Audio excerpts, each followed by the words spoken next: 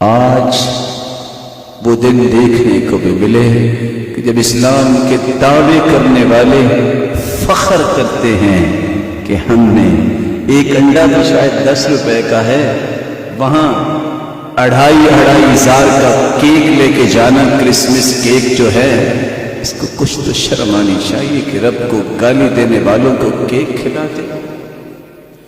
تجھے کچھ تو شرم آنی چاہیے۔ میں تو کبھی کبھی 2 باتیں سوچتا ہوں، لیکن ہوں کمزور۔ جو کرسیوں کی شہرت کے بھوکے ہیں، اللہ کی قسم میرا کبھی کبھی جی چاہتا ہے میں 100 کرسی بنوا کے ان کے گھر میں بھیج دوں۔ ایک مرتبہ اپنا شوق پورا کر لو، خدا کے لیے دین کا کام کر لو، یہ کرسیوں کا شوق گھر بیٹھے پورا کر لو۔ بڑی بھی بنا دوں، میں چھوٹی بھی بنا دوں، اور تصویروں کا حرص انسان کے اندر آ جاتا ہے، شہرت ہو جائے، میری اخبار میں تصویر آ جائے۔ اتنا سفلی انسان، سفلی قسم کا انسان ہے، اس کو شرم نہیں آتی۔ باپ کو گالی دینے والا اور ماں کو گالی دینے والے کو دیکھنا پسند نہیں کرتا۔ جو رب کو گالی دینے والا ہے، اس کے ساتھ کھڑے ہو کے پکچر چلواتے ہوئے اس کو حیا نہیں۔ رب کو گالی دینا سب سے بڑا گناہ ہے، اور تم ان لوگوں کے ساتھ محبت کا اظہار کرنے کے لیے دین کو مسخ کر کے کہتے ہو رواداری ہے، جھوٹ بولتے ہو۔ اسلام نے کوئی رواداری ایسی بیان نہیں کی۔ اسلام ایتھکس کی حفاظت بتاتا ہے، ایتھکس کی حفاظت ہونی چاہیے۔ یہ میرا عقیدہ ہے۔ جو اللہ کو گالی دے گا، جو پیغمبر کو گالی دیتا ہے، اس کا میرے ساتھ کوئی رشتہ نہیں۔ رسول اللہ صلی اللہ علیہ وآلہ وسلم نے اسی لیے تو لعنت بھیجی تھی۔ میں ایک سوال آپ سے کرتا ہوں، روزانہ آپ نماز تو پڑھتے ہیں، کتنی رکعتیں فرائض کی پڑھتے ہیں؟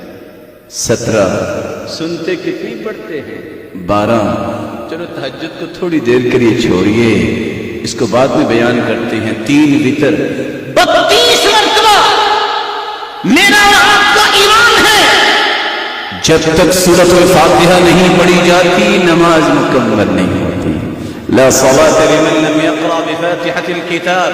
اور 32 مرتبہ میں کہتا ہوں اللہ نبیوں کا راستہ دینا جن پر تیرا انعام ہوا، مغضوب علیہم، یہودیوں کا راستہ نہ دینا، ولا الضالین، عیسائیوں کا راستہ نہ دینا۔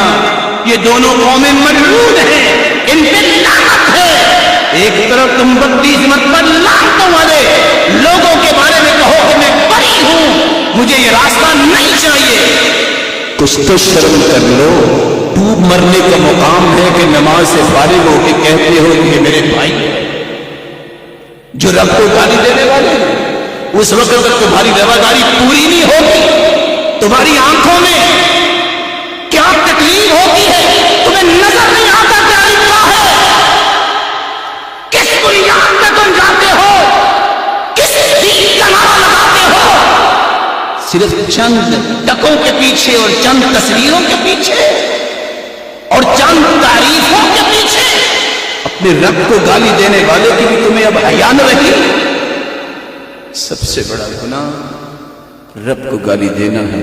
اور بائبل کو بھی اٹھا کے دیکھو، آپ کو ایک سطر نہیں ملے گی کہ سیدنا عیسیٰ علیہ السلام نے بھی یہ دن منایا ہو، ان کے حواریوں نے یہ منایا ہو۔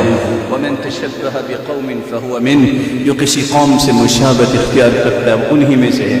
آپ ذرا کتابیں تو پڑھ کے دیکھیں، میرا اور آپ کا عقیدہ یہ ہونا چاہیے اور ہے کہ سیدنا عیسیٰ علیہ السلام اللہ کے پیغمبر ہیں، اور سیدنا عیسیٰ یہ مریم علیہ السلام کے بیٹے ہیں، ان کا کوئی باپ نہیں۔ یہی تو اللہ جلال نے ایک نمونہ دنیا میں پیش کیا، اور وہ لوگ جن کو آج کیک پیش کرتے ہو وہ لکھتے ہیں یسوع بن یوسف النجار کرتے کرتے بن سلالۃ آل داؤد۔ وہ کیا لکھتے ہیں کہ یوسف النجار کے ساتھ سیدہ مریم علیہ السلام کی دوستی ہوئی، جس کی پاداش میں عیسیٰ پیدا ہوئے، والعیاذ باللہ۔ کسی مسلمان کے منہ میں خاک کے ایسے الفاظ بولے، جو تمہارے نبی کو بے نسب کہے اور حرام کی اولاد کہے اور تمہاری دوستیاں. کبھی سوچو تمہیں اگر کوئی کہہ دے کہ تم حرام کی اولاد ہو، تمہارا باپ جو تمہاری ماں، زندگی میں اس کو دیکھنا پسند کرو گے؟